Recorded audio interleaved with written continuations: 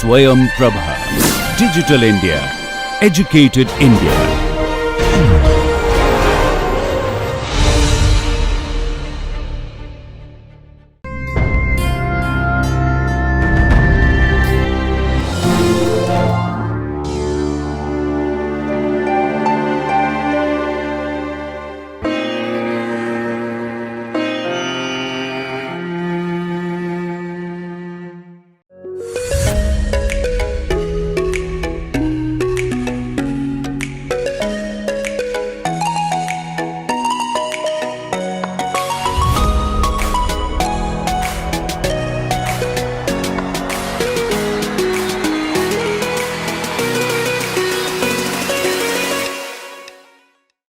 Hello friends. So, in this lecture we will discuss about the introduction of phasor measurement unit, which is an important equipment that is used in most of the substations nowadays. So, before we start introduction of phasor measurement unit, let us see what is wide area protection and why it is required. So, we know that in protection system conventionally the decision has been made based on local measurements. So, by measuring the let us say 3 phase voltages or 3 phase currents at local end or sending end or whatever protective device we have utilized or we have installed, that device will take the decision based on this local measurements. If any protective device is installed which is used only the local measurements and which will take the decision based on local measurements only, then it is very difficult to maintain the stability and security of the entire power system network. Hence, to protect the complete power system network, wide area protection is required, and this wide area protections are based on the wide area measurements that is carried out in the entire power system network using phasor measurement units. Now, let us understand first what is wide area protection system. So, the wide area protection system is based on wide area measurements, where the measurements are available or carried out from local end, that is sending end, as well as several remote buses. So, this wide area protection works in coordination with the conventional protection system. So, we are not at all eliminating the conventional protection system or conventional protection device, let us say distance protection, maybe for transmission line. So, it is already there. Along with that, we are going to use another one, that is wide area protection system. Wide area protection system performs online security analysis, maybe in case of post fault or maybe in case of post disturbances, and it can also take care of the system whenever any blackout is there, maybe full blackout or partial blackout, or maybe when any outage is there, then this wide area protection system is capable to take care of this. So, if we wish to achieve a wide area protection concept, if we want to realize this concept, then we have to go for the concept of synchronized sampling. So, let us see what is the meaning of synchronized sampling. So, we know that if we wish to detect all types of faults in a power system network, we know that total 11 types of faults are possible in power system network, covering 3 single line to ground faults, 3 line to line faults, again 3 double line to ground faults, and 1 either triple L or triple LG fault. So, if we include these 2 also, then total 11 types of faults are possible in any power system network, and if we wish to detect all these faults, then we have to write 6 loop equations at every upcoming sample or every sample which we are acquiring. Now, in this case instantaneous samples are converted into phasor values using some phasor estimation algorithms, maybe we can use DFT or LES method, and by analyzing the phasors, maybe whatever quantities we are acquiring, let us say voltages or currents. So, by analyzing the phasors of the voltage or current, a decision can be made whether the state of the power system is stable or maybe some transient condition is there that is going to occur in the power system. So, that decision can be considered or can be carried out or can be taken if we analyze the phasors. So, if we use symmetrical component theory or the concept of symmetrical components, or maybe certain quantities or features derived from this symmetrical components, then we can detect all 11 types of faults using a single equation, and this is really an advantage compared to the previous philosophy. So, positive sequence voltages of a network that constitute a state vector of the power system, and by monitoring that we can say that whether the system is stable or some other emergency transient or dynamic condition is going to occur in the system or not. Now, to understand the concept of synchronized sampling, we have to take or we have to obtain the phasor values of the let us say voltage signals or current signals, and once we have the phasor values, the positive sequence phasor can be obtained using this equation, where the positive sequence phasor is the x1 which is given on left hand side, and xa, xb, xc are any values let us say voltage or current, and A is the operator which is given by one angle 120. So, this voltage and current phasors should be sampled very precisely, particularly considering the same sampling instant, and when we wish to have all the phasors at same sampling instant, then that is obtained with the help of synchronized sampling. So, if we wish to implement or if we want to obtain synchronized samples at different substations, then for small substations synchronized sampling can be easily achieved by distributing the common sampling pulse at all the measuring systems. But when we have large substations, then this implementation of this concept is very difficult.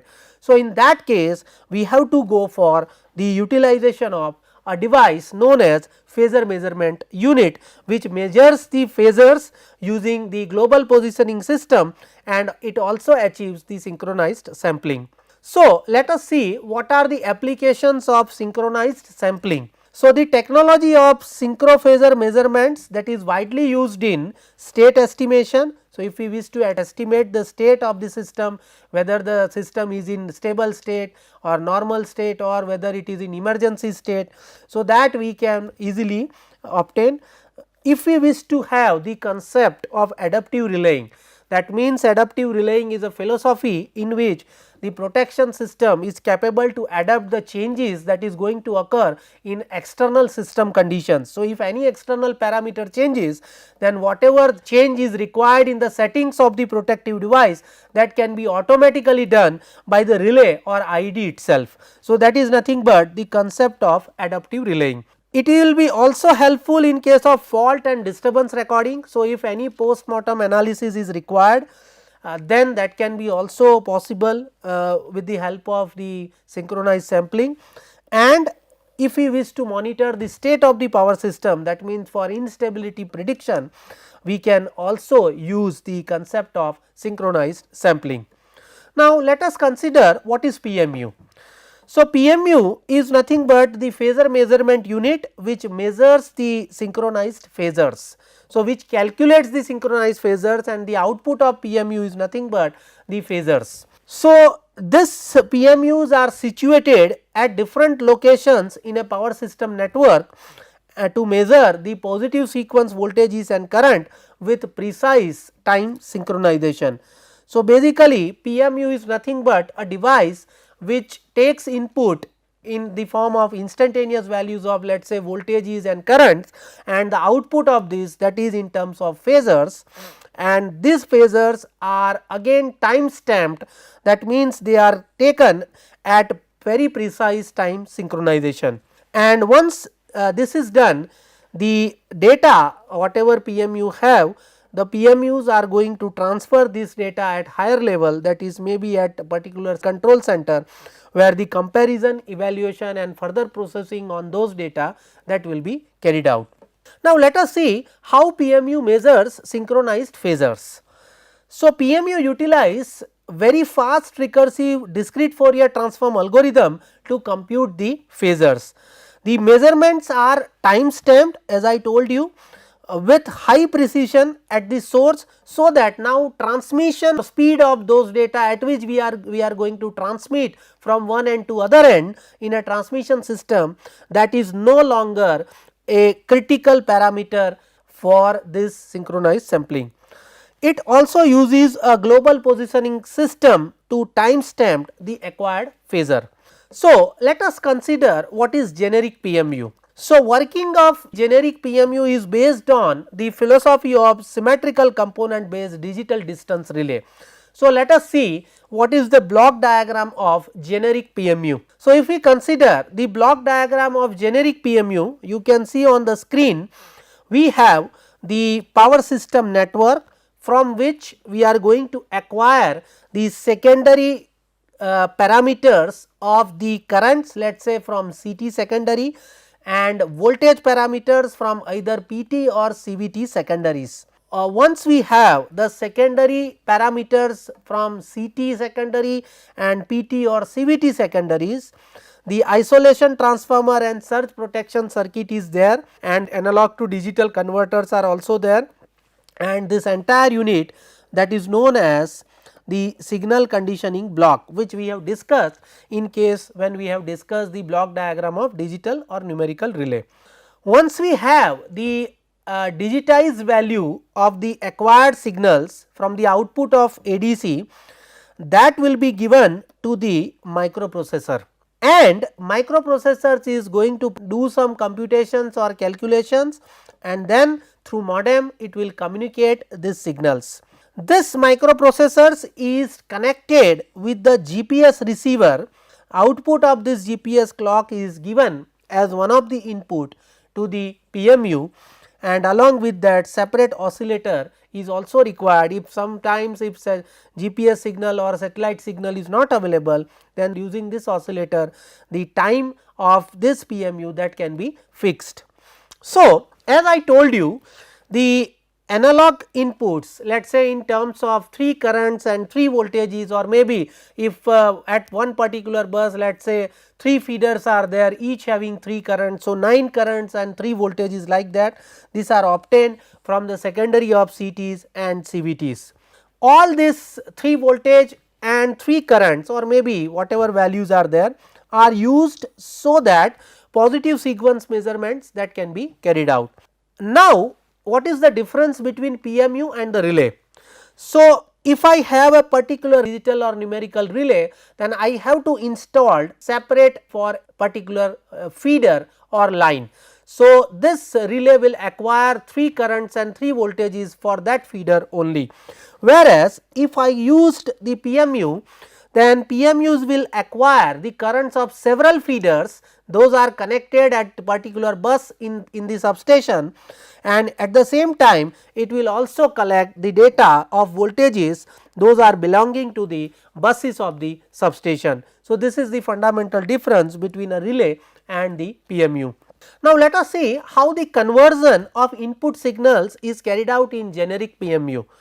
So, we know that once we have the currents and voltage signals available from secondary of CTs and CVTs, these signals are converted into equivalent voltage signal using either appropriate shunts, or we can also go for some instrument transformers, and these signals are converted typically within the range of plus or minus 5 volt or maybe 10 volt, so that their ratings are matched with the requirement of analog to digital converters. Then the important part comes, that is the sampling that is to be carried out in generic PMU. So, normally as we have discussed the Nyquist criteria, sampling rate whatever we used, and that is also used in PMU, that is based on Nyquist criteria.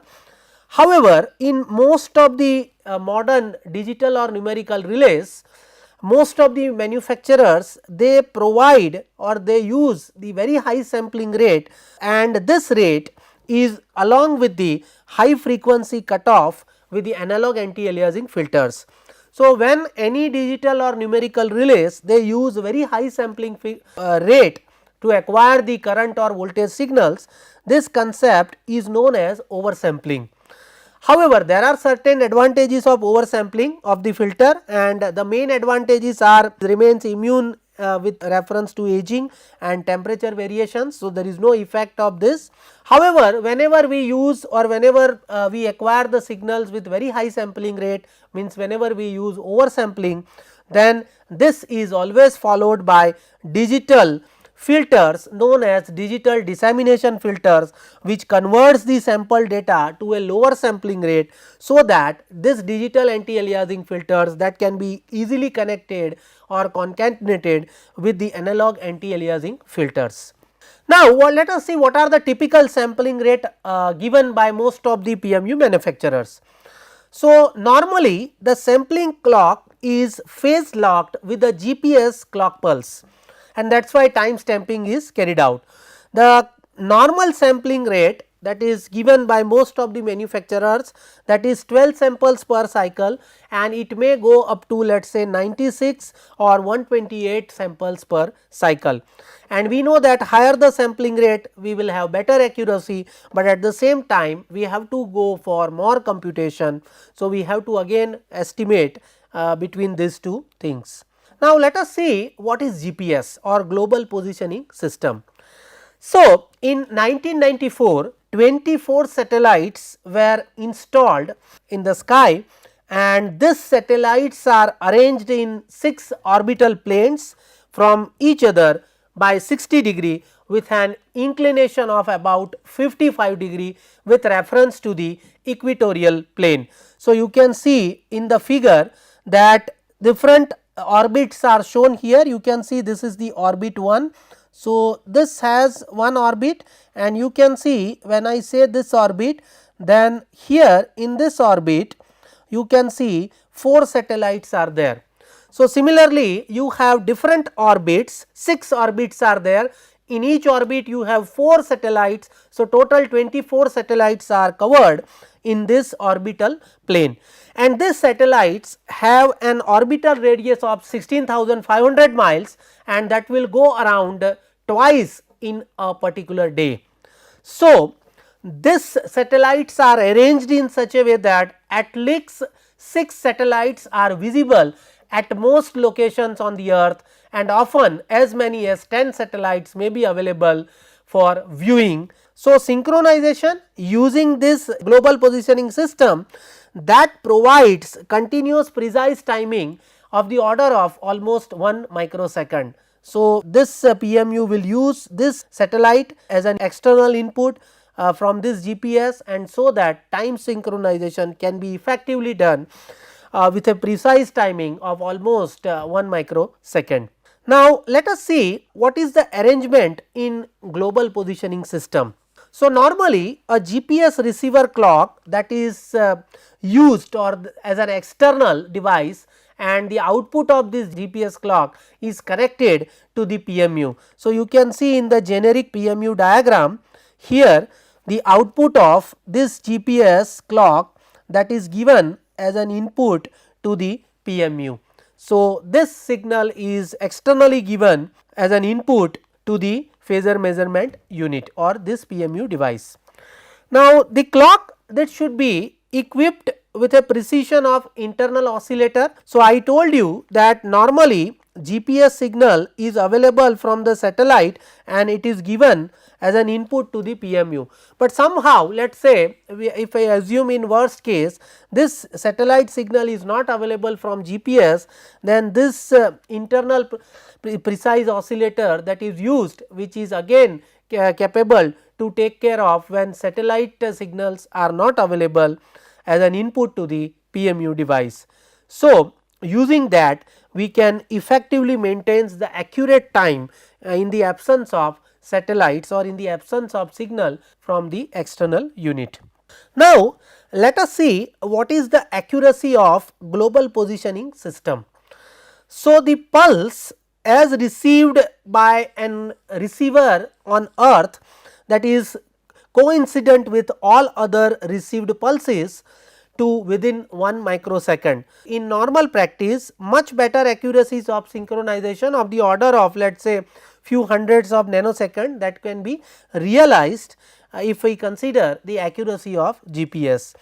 Now, what is the pulse per second signal in global positioning system?